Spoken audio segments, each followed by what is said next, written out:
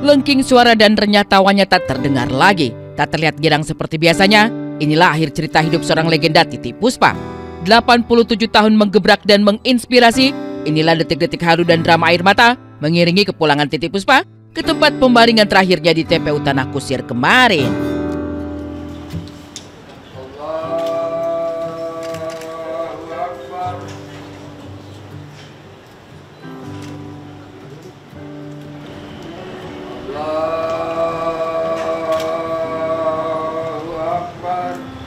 Assalamualaikum warahmatullahi wabarakatuh. Assalamualaikum warahmatullahi.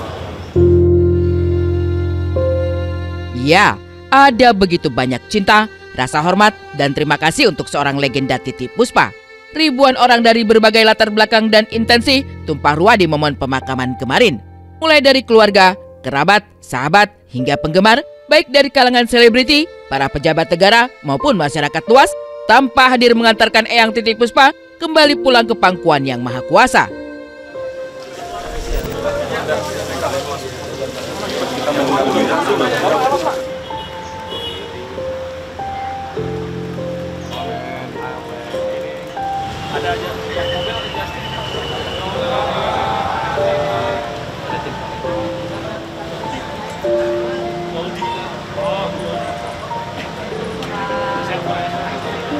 Dengan seorang pahlawan kebudayaan, kalau saya boleh mengatakan begitu, Ibu Titiek Puspa yang boleh dikata mengabdikan kehidupannya untuk dunia seni, budaya, dan bahkan juga sosial. Ini boleh dikata seorang maestro, seorang musisi, seorang seniman lintas generasi dari masa ke masa. Ya, hari paling tidak diinginkan itu akhirnya datang jua. Tidak mengenal kata pensiun, artis tiga zaman itu sebenarnya tengah menjalani proses syuting di sebuah stasiun TV swasta sebelum tiba-tiba terjadi serangan stroke pada Rabu 26 Maret 2025. Mengalami pendarahan otak, Eyang Titiek Puspa kemudian dilarikan ke rumah sakit dan 15 hari kemudian menghembuskan nafas terakhir. Sejak kecil, pemilik nama asli Sumarti itu memang sudah jatuh cinta pada dunia entertain. Sering memenangkan beberapa lomba menyanyi. Pada usia 14 tahun, ia mantap ingin menjadi artis. Namun hal itu ditentang orang tuanya. Mengikuti lomba tanpa sepengetahuan orang tua, ia menyamarkan identitasnya dengan nama panggung Titiek Puspa yang kemudian menjadi identitasnya hingga akhir hayat. Selain akhirnya mengubah nasib keluarga, kesuksesan dan dedikasi seorang Titiek Puspa di dunia tarik suara dan seni peran sedemikian besar dan totalnya, hingga bahkan insiden pendarahan otak yang kemudian menjemput ajalnya terjadi saat sedang syuting. Dari umur 5 sampai sekarang 85 masih bekerja dan senang. Saya tidak melihat saya harus dapat gunung, harus dapat emas gudang.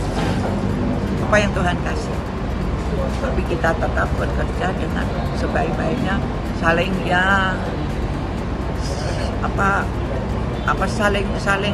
saling memberikan. Dia memberikan tugas saya untuk apa, nah saya berikan yang saya bisa. Inspirasi dan dedikasi tanpa batas seorang legenda Titiek Puspa membuat ia begitu dihormati sekaligus menjadi kehilangan sangat besar manakala kini ia telah tiada. Lantas, inilah tangis kehilangan serta kesedihan deretan selebriti tanah air atas kepergian sang inspirator serta role model Titiek Puspa. Hangat dan lembut budi bahasanya serta lecutan semangat yang kerap digaungkannya selamanya tetap menggema dan hidup di hati insan seniman tanah air.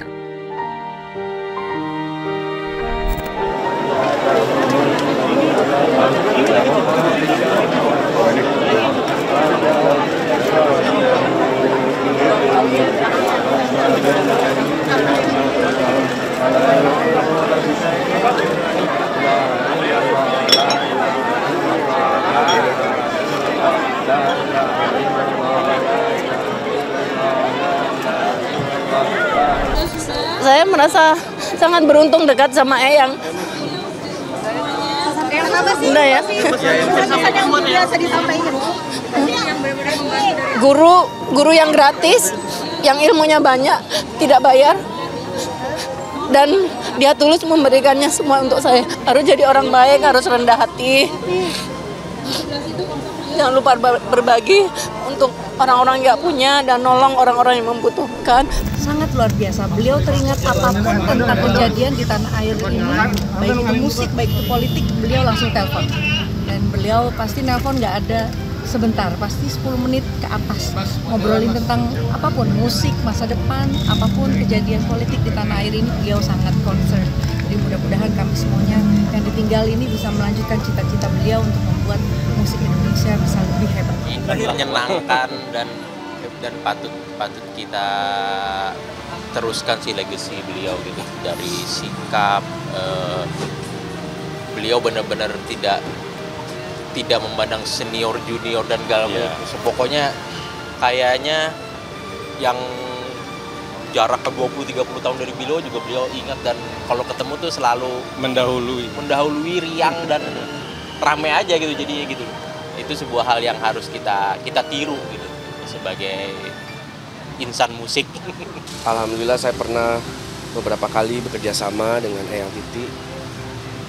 Satu hal yang saya selalu ingat dari beliau, selain karya-karyanya, adalah energi positif dan cintanya terhadap Indonesia yang luar biasa. Wah, almarhumah bukan saya saja, semua orang, semua artis yang pernah ketemu sama beliau sama Eyang tuh pemerhati banget, sama semua itu dapat perhatian khusus. Udah gitu juga beliau tuh perekat berbagai macam generasi. Jadi dari generasi muda, generasi tua, sesama seniman itu tuh dieratkan oleh Eyang Titi Puspa. Orang udah 70 tahun berkarir, karyanya juga banyak sekali. Jadi senang, bahagia pernah mengenal sosok Eyang Titi Puspa secara langsung. Jauh di lubuk hati terdalam para juniornya, Titi Puspa adalah legenda yang tidak saja jenius, tetapi juga sangat rendah hati. Semasa hidup, tidak sekali dua kali ia tak sungkan berkolaborasi dengan sejumlah musisi seperti Kahitna, Ungu, dan masih banyak lagi. Kecintanya pada dunia anak sebagai generasi penerus bangsa ini ia tuangkan dalam sejumlah karya album anak-anak, dan hingga akhir hayatnya aktif mengembangkan grup musik anak-anak.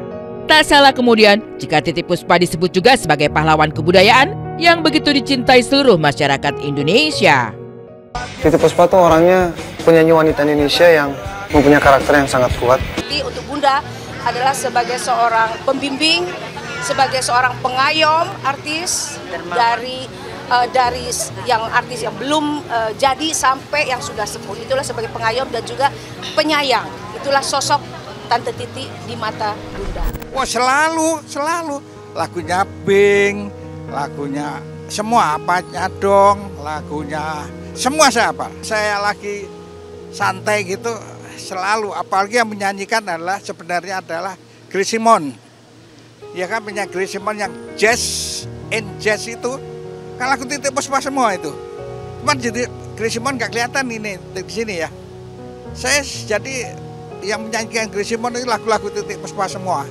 Gitu, saya senang sekali. Jadi saya memang sengaja ke sini dari tadi.